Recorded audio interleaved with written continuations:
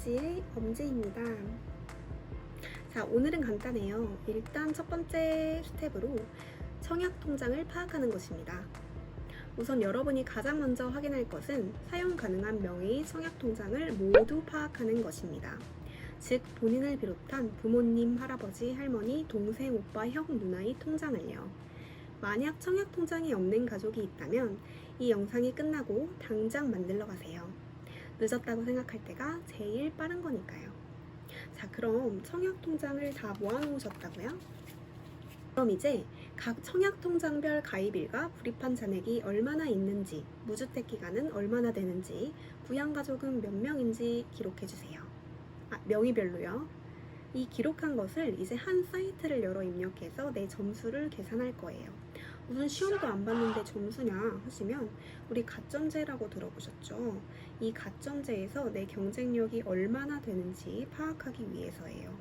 앞으로 여러분이 즐겨찾기 해놓으시고 자주 확인하실 곳은 청약홈이라는 사이트입니다. 여기서 모아놓은 통장 명의별 가점이 얼마인지 확인해주세요. 무주택 기간을 선택해주세요. 30세 미만 미혼인 분들은 무주택 0점, 무주택자라도 0점이 세대 기준으로 판단을 해요. 세대에 속한 전원이 무주택이어야 합니다.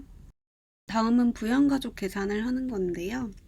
저는 배우자가 없기 때문에 배우자 없음으로 선택을 하고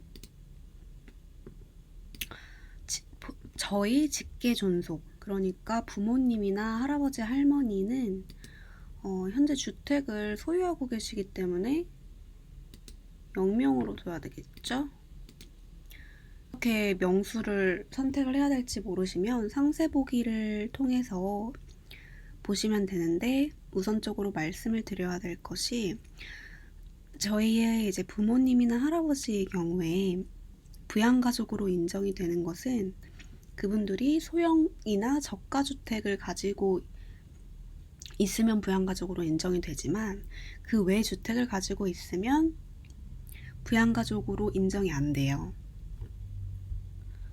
또는 60세 이상의 부모님이 주택을 소유한 경우에는 소형이나 저가주택이 아니더라도 부양가족 인정이 됩니다.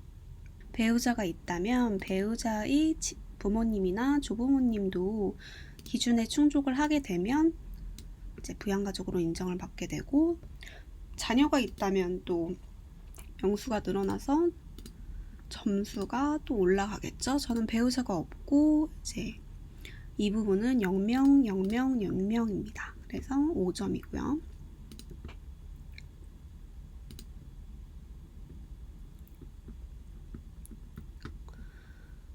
다음은 최초 통장 가입일을 선택하는 것인데요. 이렇게 여기서 선택을 하면 2009년 저는 5월이었으니까 5월 한 11일이었던 것 같아요. 그래서 그 생년월일을 임의로 입력을 할게요. 6을 하면 가입기간이 9년 이상에서 10년 미만으로 11점이 나옵니다. 그럼 이제 가점 계산을 해볼게요. 그럼 청약 가점이 총점으로 16점 정도 나오게 됩니다. 그런데 이때 공공분양 청약 신청할 경우에는 배우자의 부양가족은 포함되지 않습니다. 어차피 공공분양의 경우 가점제가 아닌 납입인정 횟수 및 납입인정 저축액 기준이어서 그렇습니다. 이거는 별도 영상에서 공공분양을 민간분양과 나누어서 설명할 때 자세히 말씀드리겠습니다. 그런데 이 청약통장에도 종류가 있어요.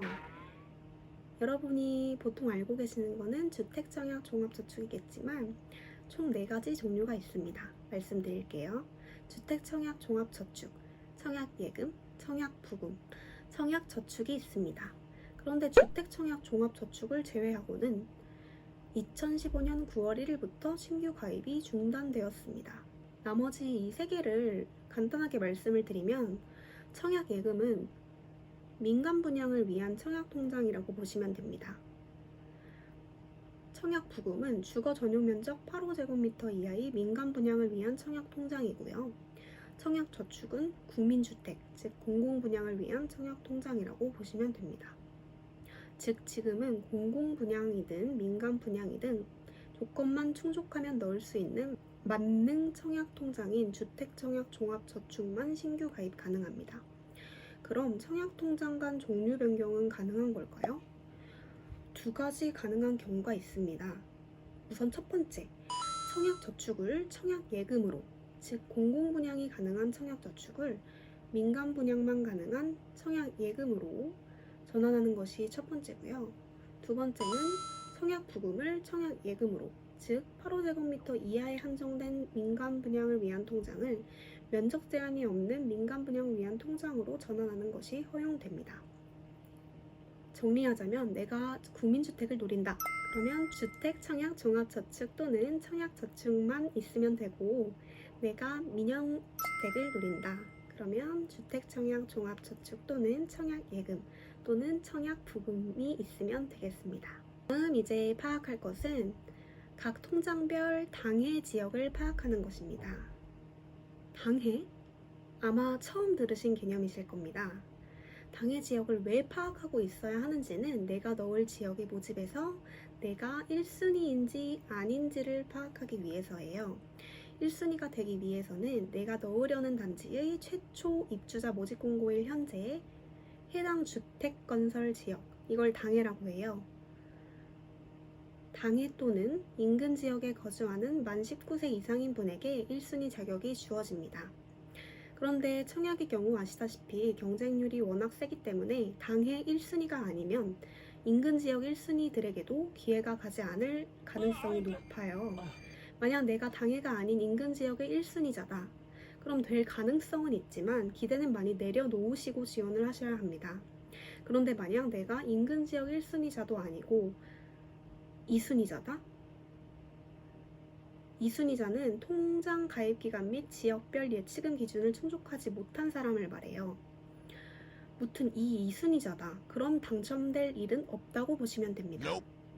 1순위 충족해도 경쟁률이 최소 2대1이고 예비 당첨자가 몇백 명인 청약 세상인데 2순위로 내려갈 일은 당연히 없죠. 넣어봤자 손가락 운동하는 거예요. 이 순위 개념은 제가 여기서 이렇게 설명한다고 해도 당연히 이해가 안 되실 거예요. 그래서 1순위가 되기 위한 조건은 별도 영상에서 설명드리겠습니다.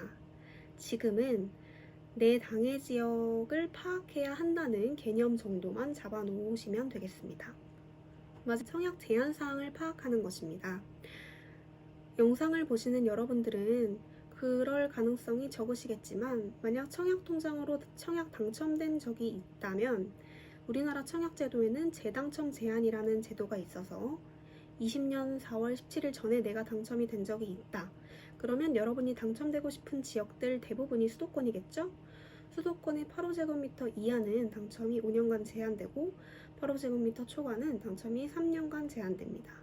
만약 수도권이나 과밀억제권역 외 지역의 경우는 이게 3년, 1년으로 제한기간이 줄어들게 되는데 무튼 이제 2020년 4월 17일부터는 분상제 적용 단지면 모두, 그리고 수기과열지구 모집권은 모두 10년 재당첨 제한이 적용됩니다.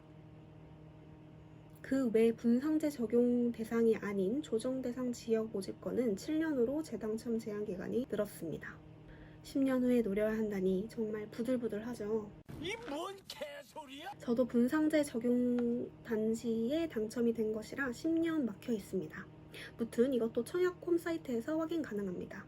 청약홈에 들어가셔서 청약 자격 확인, 메뉴에서 청약 제한사항 확인을 들어가시면 됩니다. 물론 혹시나 해서 말씀을 드리는 건데 청약 제한사항이 재당첨 제한에만 한정되는 건 아니에요. 부적격 제한도 있고 특공 제한도 있고 종류는 많으나 대표적인 게 재당첨 제한이라 깊게 설명드립니다. 청약이 3개, 아주 깊고 광활하죠? 공부할 게 너무나 많습니다. 오늘은 그럼 여기까지 할게요. 다음 시간에는 공공분양과 민간분양의 차이점에 대해서 말씀드릴게요. 공공분양과 민간분양 중 어느 방법을 이용할지에 따라서도 전략이 좀 달라지거든요.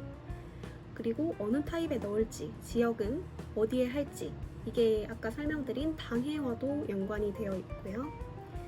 이런 기본적인 것을 설명드리겠습니다. 그럼 오늘도 영상을 시청해주셔서 정말 감사드리며 마치겠습니다. 감사합니다. 구독과 좋아요 부탁드립니다.